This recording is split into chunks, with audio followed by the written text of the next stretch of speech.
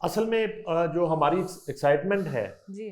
और एक जो एतमाद है वो ये है, मिस मीरा एंड लेजेंडरी शान शायर, मेरी ऑब्जर्वेशन वो ये है कि आप लोगों के सामने बैठ के जब बात करते हैं और जब फिल्म की बात करते हैं तो हमें किसी तरह की बनावट या कोई लबादा नहीं ओढ़ना पड़ता, हम नेचुरली फिल्म के लोगों से बात कर रहे होते हैं। ये एक बहुत बड़ा फैक्टर है। अभी फंड्स मिले ना लोगों को फिल्में बनाने के लिए, तो मैंने सबसे बात की, मैंने कहा आपके पास 15 मिनट है, मुझे 15 मिनट में फिल्म की कास्ट मुकम्मल करके दिखाएं। तो आ जाके नाम आता है शान का, नाम आता है मीरा का और बाकी कास्ट, और क्या 28 फिल्मों में शान और मीरा ने काम करना, ये मुमकिन नहीं है। बिल्कुल। तो ये एक बदकिस्मती भी है। मगर मीरा जी, आपको खास तौर पे हम जो है ना ट्रिब्यूट पेश करते हैं। आफ्टर लॉन्ग टाइम आप एक बैंग के साथ वापस आई हैं, और अभी तो जाहिर है कि हमने ट्रेलर और टीजर ही देखे हैं और इतने जानदार ये आइडिया। और उससे पहले आपसे शुरू करता हूं, रेड लिपस्टिक का जन्म कब हुआ, कैसे हुआ? लिपस्टिक तो पिंक भी होती है, ब्राउन भी होती है, ब्लू भी होती है, बल्कि मैंने तो एक दिन ब्लैक भी देखी। तो वो जो आपने देखी थी वो लिपस्टिक नहीं थी। अच्छा, वो लिपस्टिक नहीं थी। तो रेड लिपस्टिक से शुरू करें, फिर मैंने साइको पे आना, please. I think me and my director moment. So I'm enjoying this moment right now because direction ज़िंदगी में, डायरेक्शन के बगैर लाइफ में कुछ भी नहीं है। अगर डायरेक्शन नहीं है तो आप मुकम्मल भी नहीं हैं।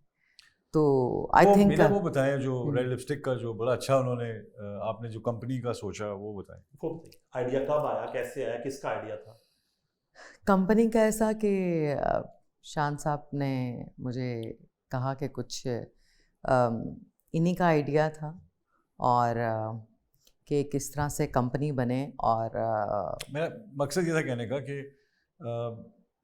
जब फिल्म आर्टिस्ट अपने ऊपर सारी ज़िंदगी तो लोग हम पे इन्वेस्ट करते हैं, लेकिन एक टाइम आता है कि हमें अपने ऊपर इन्वेस्ट करना चाहिए, बिकॉज कहानियाँ वो जो हम करना चाहते हैं, वो स्क्रिप्ट्स जो हम देखना चाहते हैं, वो चैलेंजिंग रोल्स जो हम करना चाहते हैं जो हमें नहीं मिलते हैं, तो मुझे लगता है कि कम से कम हम वो तो फिल्में बना सकते हैं जो हम बनाना चाहते हैं, जो हमारे अंदर छुपा होता है कि यार हमने ये करैक्टर नहीं मिला, ये करैक्टर नहीं मिला, ये करैक्टर नहीं मिला।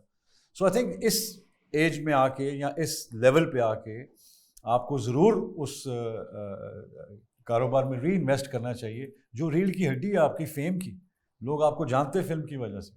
तो इसी तरह हमें चाहिए कि जिस तरह आप कराची में देखते हैं ड्रामों की बनते भी हैं और सब ने अपने अपने प्रोडक्शन हाउस भी खोले हैं। सो आई थिंक ये ट्रेंड पंजाब में भी होना चाहिए कि हम सिर्फ मजदूर ना रहें, हम प्लाजे के मालिक भी बन सकें। प्रोड्यूसर बन के कैसे लगा? बहुत अच्छा। वो जो प्रोड्यूसरों को गिले शिकवे होते थे, एक हीरोइन से, एक हीरो से, एक डायरेक्टर से, वो आपने भी झेला या गल्ला ही बनिया सी? नहीं, मेरे साथ ये हैं इसलिए सब ये झेलते हैं। मेरे डायरेक्टर हैं मेरे साथ, तो सो इसलिए मैं बहुत कंफर्टेबल जोन में रहती हूँ और कैरेक्टर में रहती हूँ। जब मशवरा दिया शान ने कि जी मैं सच कह, हाँ जी, तो मेरे आई थिंक इनका साथ ना होता, इनके साथ की वजह से ये सारा कुछ जो आप जो देख रहे हैं, तो इसमें मेरे टीचर भी हैं और मेरे नहीं, मुझे लगता है ये है कि मैं इनके बगैर बिल्कुल अधूरी हूँ। इनके साथ के बगैर, अगर आज इनका साथ, अगर ये आज मेरा हाथ छोड़ दे तो शायद मैं बहुत जोर से, मैं सच कह रही हूँ, इनके बगैर मैं बिल्कुल अधूरी हूँ। साथ इतना अरसा गुजारा हो और जिनके साथ हमने वक्त गुजारा हो, तो हम वो जो फौजी नहीं होते जो एक दूसरे को जंग के मैदान से जख्मी को भी उठा के ले आते हैं, तो मेरे ख्याल में इंडस्ट्री के अंदर भी हमें वही पैशन होना चाहिए कि हमारा अगर कोई फनकार पीछे है या कुछ उसके किसी प्रोसेस में से गुजर रहा है, तो मैं चाहता हूँ कि हम भी उनको साथ लेके चलें। कहानियाँ, चीज़ें, हम लोग फिल्में बनाने के लिए आए हैं, हम लोग कहानियाँ सुनाने के लिए आए हैं, तो हमें ये ना हो कि हम अफसाना बन के रह जाए ना।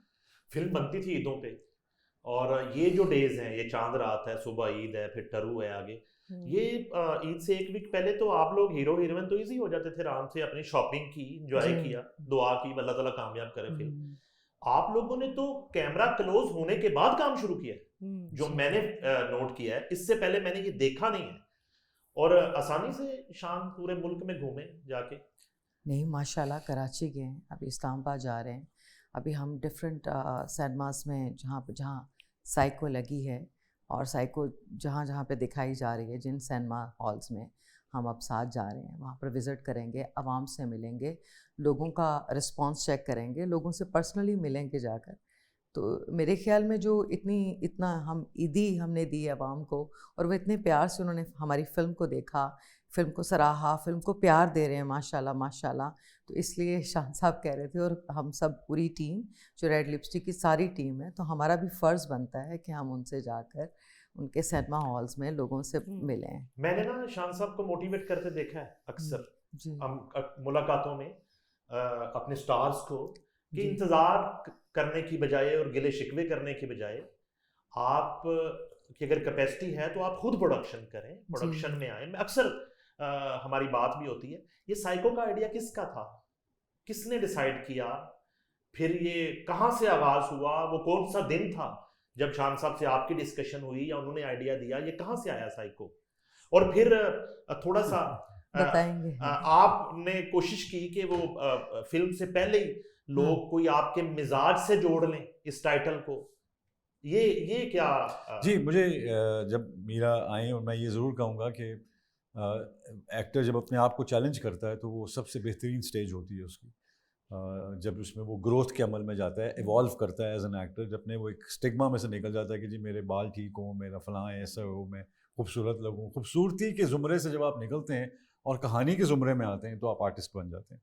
उससे पहले आप मॉडल हैं, स्टार हैं, जो मर्जी हैं।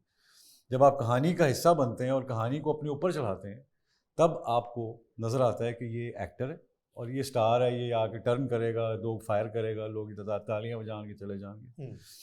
सो आई थिंक रिकग्निशन, पहले तो ये देखना है कि मुझ में क्या कमी है। एक स्टार को ये समझना कि मुझ में कमी क्या है, इसे सबसे पहला सवाल तो यही है, और बहुत मुश्किल सवाल है। कामयाबी में कौन सवाल करता है? नाकामी में हर बंदा अपने आप से भी सवाल कर रहा होता है। तो कामयाबी में आपने ये सवाल करना होता है कि मुझे अपने आपको आगे कैसे लेके जाना है। वो उस अमल में मुझे लगा कि मीरा को जब ये मैंने आइडिया सुनाया साइको का, और मैंने कहा कि आपके अंदर ये एक मुनफरिद रोल है, मुझे लगता है कि ये कैरेक्टर जो है ये आपको इवॉल्व करेगा एज एन एक्ट्रेस। इन्होंने, और बड़ी अच्छी बात है कि इन्होंने इस चैलेंज को या इस एवोल्यूशन को कबूल किया। ऐसे चैलेंज को कोई साइको ही कबूल कर सकता है, ये जो चैलेंज था। बिल्कुल। और फिर इसका जो, क्योंकि मुझे लगता है कि हर इंसान के अंदर हर किरदार होता है। फनकार जो होते हैं वो उनको उस किरदार को निकालना और बेचना आता है। बाकी हर आदमी अपने तौर पे किसी न किसी को बेचता है। जब वो सुबह उठता है, सुबह उठने तक उसका किरदार अपना होता है, उसके बाद दुनिया उसको किरदार देना शुरू कर देती है। तो मुझे ये फील होता है कि हम सब के अंदर, जैसा कैंसर कोई ऐसी बीमारी नहीं है, वो एबनॉर्मैलिटी ऑफ द सेल्स है। तो सेल जिसके अंदर है उसके अंदर अंदेशा है कि वो उसको कैंसर हो सकता है, अगर अल्लाह ना करे एबनॉर्मैलिटी ऑफ द सेल्स हो जाए। इसी तरह हम उन किरदारों को शायद इस्तेमाल नहीं करते ज़िंदगी में। नहीं तो ज़िंदगी अगर ऐसा कोई मौका दे जिसमें आपको साइको होना पड़े किसी भी बात के लिए, चाहे वो इश्क हो, चाहे वो ताकत हो, चाहे वो हक हो, चाहे वो इंसाफ हो, किसी के लिए भी आप कहें जी मैं इस बात में साइको हूँ। नेतन्याहू जो है वो अपनी इस बात में साइको है कि उसने ग्रेटर इजराइल बनाना है। तो मुझे लगता है कि साइको वो टर्म नहीं रह गई अब कि एक आदमी खंजर लेके फिर रहा है और लोगों को जो, अब वो साइको जो है वो पढ़े लिखे ओहदों पे और ज़िंदगी के हिस्सों में आना शुरू हो गए, जियो पोलिटिकली आना शुरू हो गए, नज़र आना शुरू हो गए। जुल्म हो रहा है, बच्चों पे जुल्म हो रहा है, फ़लस्तीन पे जुल्म हो रहा है, फलां पे जुल्म हो रहा है, तो ये कोई साइको ही कर सकता है। तो हमने उस ट्रेंड को, उस कूजे को पकड़ा। हमने कहा यार साइको अगर हम आम लाइफ में दिखाएं कि कौन हो सकता है। और फिर इसको मीरा को मैंने कहा कि तुम अपने अंदर की वो साइको निकालो जो है तुम्हारे अंदर। मुझे पता है, आपको भी पता है, सारों को पता है कि इसका एक एंगल है। सो उसको हमने इन्हांस किया। आई वांटेड कि उसको हम आगे लेके चलें, उसको इन्हांस करें और लोगों को दिखाएं कि अगर हम एक जगह पे अपनी मॉरल सरहद के ऊपर नहीं रुकते तो हम में और साइको में कोई फ़र्क नहीं है। अगर मैं अपने ख्वाब हासिल करने के लिए आपके ख्वाब को चलना शुरू हो जाऊं तो वो साइको के ज़ुमरे में आएगा। तो मुझे लगा कि ये सोसाइटी में कैरेक्टर्स हैं। आप देख लें, पेट्रोल का जो मसला चल रहा है, चीज़ों का जो मसला चल रहा है, सब महंगाई, लोड शेडिंग, सारे इश्यूज हैं। आप देख लें ईद है और आपको सबसे महंगे बकरे मिलेंगे आज तक। एग्जैक्टली, तो ये कौन सा मतलब कुर्बानी है? विच साइको बकरे ने कही। ये तो बर्दाश्त है।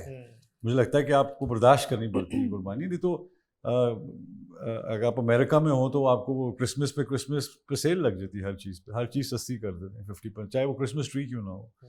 तो मुझे लगता है कि हमें ये जो छोटे छोटे जुल्म जो हम एक दूसरे पे करते हैं अपने, और उसको जस्टिफाई करते हैं साइको होने के नाते, तो हमें नहीं करने चाहिए। लेकिन मैंने तो ये कैरेक्टर आपने तलाश किया मेरे अंदर, तो तलाश ज़्यादा ढूंढने की जरूरत पड़ी नहीं मुझे वैसे।